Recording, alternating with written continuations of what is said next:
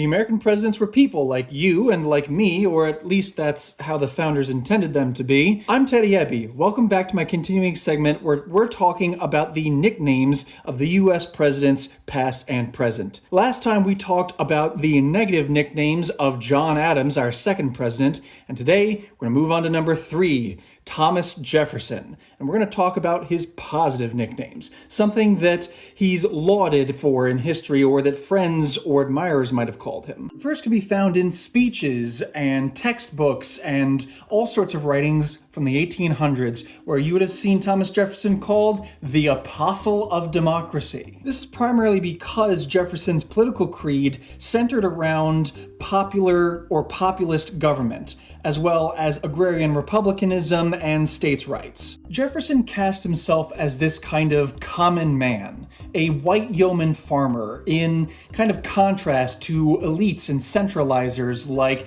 Alexander Hamilton and the aforementioned John Adams. Even today, Jefferson's name is invoked when people are talking about freedom and self-governance, which is kind of ironic considering as he preached democracy, he also owned slaves. Still a little hypocrite.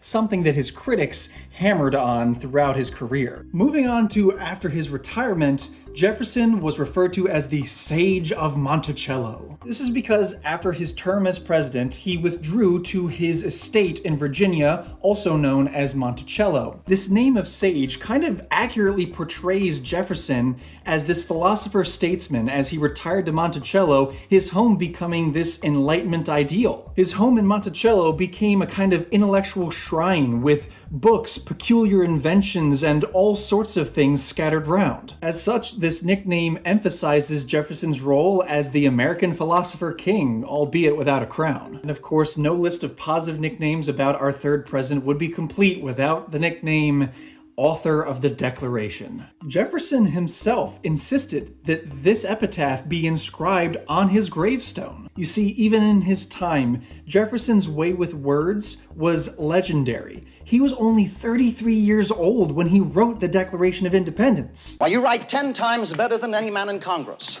This feat, let alone all his other political writings, immortalized the man as the voice of freedom and natural liberty for centuries to come. This nickname, arguably more than the others, is the one that is the most enduring. This is because it ties Thomas Jefferson to America's founding creed of freedom and independence. Alas, Jefferson didn't always live up to this founding creed, and he had plenty of negative nicknames that stuck with him both during and after his tenure as president. I'm Teddy Ebby. Join me next time as we talk about the negative nicknames of our third U.S. president, Thomas Jefferson.